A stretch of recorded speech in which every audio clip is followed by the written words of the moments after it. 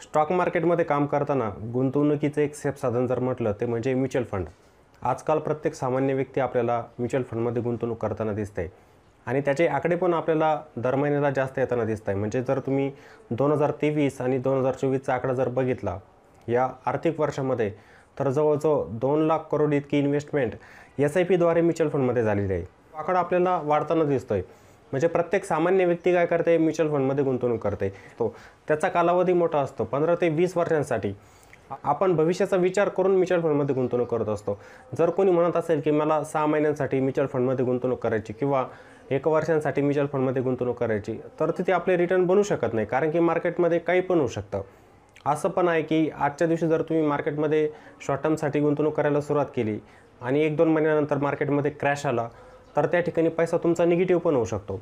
पण जेव्हा आपण मोठ्या कालावधीसाठी म्युच्युअल फंडमध्ये गुंतवणूक करतो, त्या ठिकाणी नक्कीच मोठा परतावा आपल्याला मिळत असतो, कंपाऊंडिंगचा फायदा होत असतो. जेव्हा आपण म्युच्युअल फंडमध्ये गुंतवणूक करत असतो, 2 प्रकारचे प्लॅन आपल्याला बघायला मिळतात. एक म्हणजे डायरेक्ट प्लॅन आणि एक म्हणजे रेग्युलर प्लॅन. डायरेक्ट प्लॅनमध्ये आपण गुंतवणूक करायला पाहिजे का किंवा रेग्युलर प्लॅनमध्ये आपण गुंतवणूक करायला पाहिजे का, हे जाणून घेण्या अगोदर आपण समजून घेणार की डायरेक्ट प्लॅन आणि रेग्युलर प्लॅनमध्ये काय डिफरन्स असतो. कारण की हे पण तुम्हाला माहीत असलं पाहिजे की जर मला डायरेक्ट प्लॅनमध्ये गुंतवणूक करायची किंवा रेग्युलर प्लॅनमध्ये मला गुंतवणूक करायची, तर मी कोणता प्लॅन निवडला, त्या दोघांमध्ये नेमका डिफरन्स काय असतो हे तुम्हाला माहीत असलं पाहिजे. तर डायरेक्ट प्लॅनमध्ये आणि रेग्युलर प्लॅनमध्ये जो महत्त्वाचा फरक असतो तो म्हणजे एक्सपेन्स रेशिओचा. आता एक्सपेन्स रेशिओ म्हणजे काय हे पण बहुतेक जणांना माहीत नसेल. एक्सपेन्स रेशिओ म्हणजे काय, जशी एक AMC असते, आपण म्युच्युअल फंडमध्ये आपण SIP करत असतो, आपला पैसा प्रत्येक महिन्याला कट होत असतो किंवा आपण जेव्हा लमसम गुंतवणूक करत असतो, त्या फंडचा एक एक्सपेन्स रेशिओ असतो. त्या AMCचा जो पण फंड मॅनेजर असतो किंवा त्याची टीम असते किंवा त्यांचे टॅक्सेस असतात, ब्रोकरेजचे चार्जेस असतात, हे सर्व खर्च म्हणजेच त्या फंडचा काय असतो, एक एक्सपेन्स रेशिओ असतो. आणि तो एक्सपेन्स रेशिओ असतो एका इन्व्हेस्टरकडून घेतला जात असतो. म्हणजे जर थोडक्यात सांगायचं जर झालं तर एक AMC जी असते ती आपल्याकडून काही चार्ज घेत असते म्युच्युअल फंडचा, त्यालाच आपण म्हणत असतो एक्सपेन्स रेशिओ. मग जेव्हा आपण डायरेक्ट प्लॅनमध्ये गुंतवणूक करत असतो, एक्सपेन्स रेशिओ आपल्याला कमी बघायला मिळतो. आणि जेव्हा आपण रेग्युलर प्लॅनमध्ये जात असतो, त्या रेग्युलर प्लॅनमध्ये आपल्याला एक्सपेन्स रेशिओ जास्त बघायला मिळत असतो. मग आपण म्युच्युअल फंडमध्ये SIP करताना कोणता प्लॅन निवडला पाहिजे, डायरेक्ट प्लॅन निवडला पाहिजे की रेग्युलर प्लॅन निवडला पाहिजे? निश्चितच आपण डायरेक्ट प्लॅनची निवड केली पाहिजे, जेणेकरून भविष्यामध्ये आपले रिटर्न जे असतात ते जास्त बनत असतात. आता मी तुम्हाला काही उदाहरणं पण या ठिकाणी देणार आहे. आपण कोणत्या कॅटेगरीचा एक फंड निवडला, स्मॉल कॅप कॅटेगरी असू द्या किंवा मिड कॅप असू द्या किंवा लार्ज कॅप कॅटेगरी असू द्या, ते एका फंडमध्ये 2 प्लॅन असतात. एक असतो डायरेक्ट प्लॅन आणि दुसरा म्हणजे रेग्युलर प्लॅन असतो. मग दोघांमध्ये जो डिफरन्स येतो मोठा निघून, तो म्हणजे असतो फक्त एक्सपेन्स रेशिओचा. ज्या ठिकाणी एक्सपेन्स रेशिओ जास्त असतो त्या ठिकाणी आपले भविष्यामध्ये बनणारे रिटर्न जे असतात ते कमी असतात, आणि ज्या ठिकाणी एक्सपेन्स रेशिओ फंडचा कमी असतो त्या ठिकाणी आपले भविष्यामध्ये रिटर्न पण जास्त बनतात. तर हा महत्त्वाचा फरक जो असतो एक डायरेक्ट प्लॅनमध्ये आणि एक रेग्युलर प्लॅनमध्ये असतो. जेव्हा पण आपण रेग्युलर प्लॅन निवडत असतो SIPसाठी, तेव्हा आपल्याला एका मध्यस्थीची गरज पडत असते, म्हणजे एका डिस्ट्रीब्युटरची आपल्याला गरज पडत असते. त्या डिस्ट्रीब्युटर तो आपण काय करत असतो, रेग्युलर प्लॅन निवडत असतो. मग ती डिस्ट्रीब्युटर एक व्यक्ती पण असू शकते किंवा एक बँक पण असू शकते.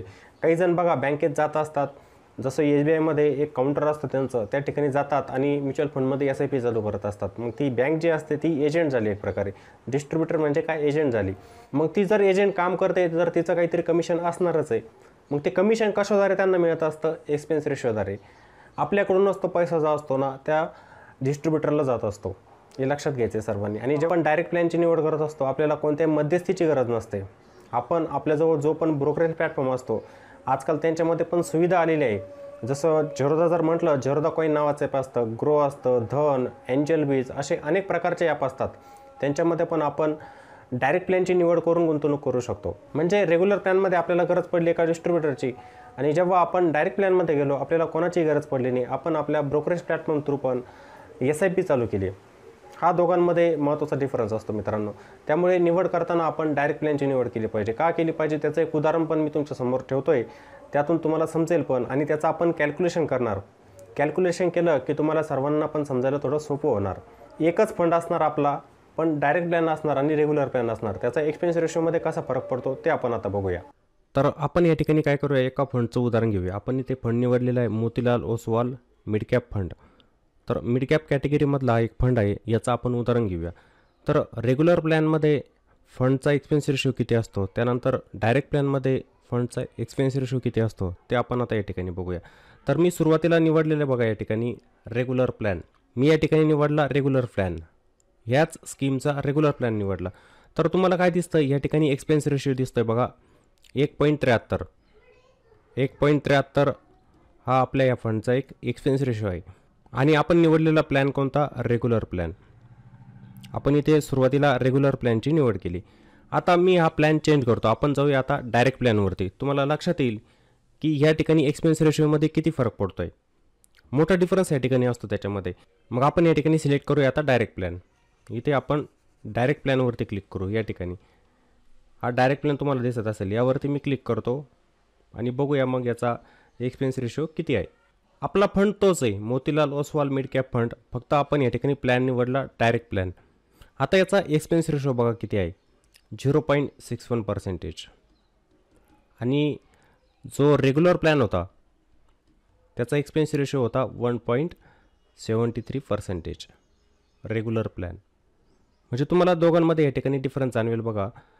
जे रेग्युलर प्लॅन असतात त्यांचा एक्सपेन्स रेशो जास्त असतो. मग जर जास्त एक्सपेन्स रेशो असेल तर भविष्यामध्ये बनणारे आपले रिटर्न कमी होत आहे.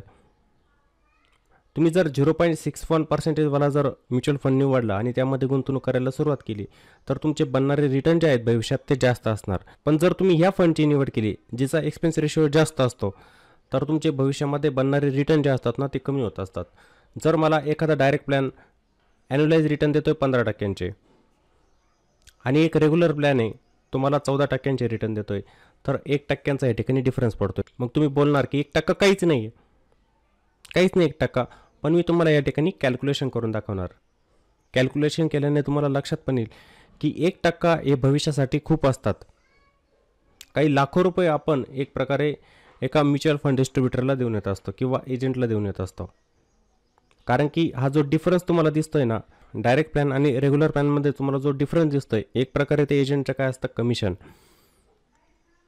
जो म्युच्युअल फंड डिस्ट्रीब्युटर जो असतो त्याचं हे काय असतं कमिशन असतं. मग हे कमिशन जर त्याला मिळणार आहे डिस्ट्रीब्युटरला किंवा एजंटला तर हे कमिशन एक्सपेन्स रेशिओच्या माध्यमातून कट केलं जात असतं. एक प्रकारे आपण काय करतो एक्स्ट्रा चार्जेस EMCला देत असतो, असेट मॅनेजमेंट कंपनीला. मग असेट मॅनेजमेंट कंपनीकडून हे जे एक्स्ट्रा चार्जेस असतात ते जात असतात एका डिस्ट्रीब्युटरला, एका एजंटला ते जात असतात. मग एजंट एखादी व्यक्ती पण असू शकते किंवा एखादी बँक पण असू शकते. जसं आपण जात असतो बघा SBIमध्ये त्यांचं एक सेपरेट काउंटर असतं, त्या ठिकाणी जातो आणि तिथे आपण म्युच्युअल फंड SIP चालू करत असतो. ठीक आहे. मग ती बँक जी असते ती काय झाली एक प्रकारे एजंट झाली. मग जे एक्स्ट्रा आपण या ठिकाणी एक्सपेन्स रेशो देत असतो, हा पैसा जो देतोय तो कोणाला जात असतो या एजंटला जाणार. मग तो एजंटला न देता आपण डायरेक्ट प्लॅनमध्ये जर गुंतवणूक केली तर हा पैसा आपल्याजवळच असणार, आपल्याजवळच थांबणार तो आणि आपला पैसा भविष्यात वाढणार आहे, त्याची कंपाऊंडिंग अजून चांगल्या प्रकारे होऊ शकते. मी तुम्हाला इथे कॅल्क्युलेशन करून दाखवतो बघा. आपण जाऊया SIP कॅल्क्युलेटरवरती. आलो कॅल्क्युलेटरवरती. मी समजा A नावाची व्यक्ती होती आणि B नावाची व्यक्ती होती. A नावाच्या व्यक्तीने काय केलं रेग्युलर प्लॅनमध्ये गुंतवणूक करायला सुरुवात केली आणि B नावाच्या व्यक्तीने डायरेक्ट प्लॅनमध्ये गुंतवणूक करायला सुरुवात केली. रेग्युलर प्लॅनमध्ये ह्या व्यक्तीचे रिटर्न जे बनत होते मी तुम्हाला सांगितलं ना आत्ता की जवळजवळ त्याचा एक्सपेन्स रेशो जास्त होता, मग त्याचे रिटर्न कमी बनणार भविष्यामध्ये. दोघांचा डिफरन्स जवळजवळ 1% निघून येतोय. मग याचे रिटर्न बनत होते 14% ज्यांनी रेग्युलर प्लॅन निवडलेला होता. त्यानंतर ज्यांनी डायरेक्ट प्लॅन निवडला त्यांचे रिटर्न बनत आहे 15%. म्हणजे डिफरन्स किती 1%चा. 1%चा डिफरन्स या ठिकाणी निघून येतोय. मग आपण आता हे रिटर्न टाकून बघूया इथे की मला जर एवढे रिटर्न मिळत असतील याच्यामध्ये तर माझा पैसा किती वाचतोय, भविष्यामध्ये माझा जास्त पैसा कसा बनू शकतो. तुम्हाला हे कॅल्क्युलेशननुसार समजेल व्यवस्थित. समजा A नावाच्या व्यक्तीने पण 5,000 रुपयांची SIP या मोतीलाल ओसवाल मिड कॅपमध्ये चालू केली. B नावाच्या व्यक्तीने पण 5,000 रुपयांची SIP या फंडमध्ये चालू केली. आता डिफरन्स काय निघून येतोय आपण बघूया. तो मी या ठिकाणी काय करतो किमती टाकतो. आता इथे टाकतो 5,000. हे 5,000 रुपयांची गुंतवणूक केली आणि A नावाच्या व्यक्तीला या ठिकाणी रिटर्न मिळत आहे 14%. आणि त्याने पुढील 15 वर्षांसाठी काय केली या ठिकाणी गुंतवणूक केली. आता त्याची व्हॅल्यू किती बनते बघा, टोटल व्हॅल्यू किती तयार होते आपण लिहून घेऊ या ठिकाणी. 30,64,269. 30,64,269 ही त्याची होते टोटल व्हॅल्यू. या ठिकाणी फक्त आपण पर्सेंटेजमध्ये चेंज करूया. इथे आपण 14% टाकले ना, या ठिकाणी आपण करूया 15%. इथे टाकूया 15%. तर किती होते? 33,84,000. 33,84,315 रुपये. दोघांमध्ये तुम्हाला डिफरन्स दिसतोय. दोघांमध्ये तुम्हाला ताबडतोब या ठिकाणी काय दिसणार? डिफरन्स दिसणार.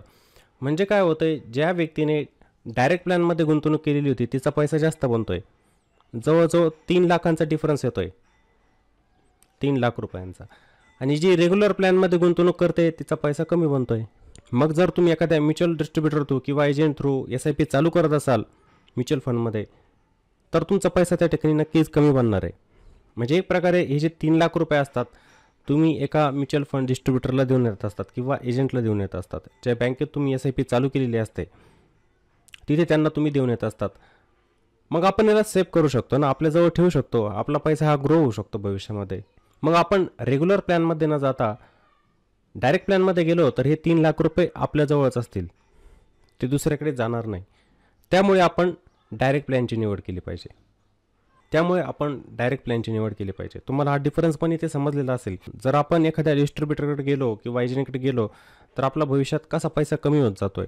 आणि आपण स्वतः जर SIP चालू केली, आपल्याजवळ ब्रोकरेज प्लॅटफॉर्म जे असतात, झेरोदा कॉईन नावाचं ॲप असतं, त्यानंतर धनमध्ये, त्यानंतर एंजल वनमध्ये आपण स्वतः जर डायरेक्ट प्लॅनची निवड करून SIP चालू केली तर आपला पैसा कसा जास्त बनत जातोय हे तुम्हाला या कॅल्क्युलेशनवरून समजलेलं असेल. तर माझ्या मते आता तुम्हाला सर्वांना समजलेलं असेल की आपण डायरेक्ट प्लॅनच का निवडला पाहिजे. आपल्याला या ठिकाणी जरी डायरेक्ट प्लॅन आणि रेग्युलर प्लॅनमध्ये 1% डिफरन्स दिसतोय, पण भविष्यामध्ये जेव्हा आपल्याला मोठा परतावा मिळवायचा असतो 1% रिटर्न पण खूप महत्त्वाचे असतात मित्रांनो. तुम्हाला मी जे उदाहरण दिलं त्यावरून तुम्हाला समजलेलं असेल. त्यामुळे प्रत्येक फंड जो निवडायचा असतो आपण त्यामध्ये एक्सपेन्स रेशो बघायचा असतो. एक्सपेन्स रेशो बघून आपण फंडमध्ये गुंतवणूक केली पाहिजे. म्युच्युअल फंडची जी पण स्कीम निवडणार त्यामध्ये आपला प्लॅन जो असला पाहिजे तो डायरेक्ट प्लॅन असला पाहिजे. ठीक आहे. तर आजच्या व्हिडिओमधून तुम्हाला समजलेलं असेल की आपल्याला जर म्युच्युअल फंडमध्ये गुंतवणूक करायची, कोणत्या प्लॅनची आपण निवड केली पाहिजे आणि त्यामध्ये असणारा मोठा फरक जो आहे महत्त्वाचा तो पण तुम्हाला समजलेला असेल. आणि मित्रांनो, जर व्हिडिओ आवडला तर व्हिडिओला नक्की लाईक करायचं आहे, कारण की अशा इन्व्हेस्टिंगबद्दल नवीन गोष्टी मी तुम्हाला सांगत असतो, जेणेकरून आपल्या सामान्य व्यक्तीला पण समजलं पाहिजे की मला ज्या ठिकाणी मोठा परतावा मिळवायचा असतो तो मोठा परतावा मी कसा मिळवू शकतो. व्हिडिओ जे असतात तुम्ही नक्की बघत चालायचे आणि अशा व्हिडिओमध्ये चांगली कॉमेंट पण तुमची आली पाहिजे आणि सर्वसामान्य व्यक्तींपर्यंत असा व्हिडिओ जो असतो तो तुम्ही शेअर पण केला पाहिजे. ठीक आहे. चला तर मग पुन्हा भेटू एका नवीन व्हिडिओमध्ये. जय हिंद.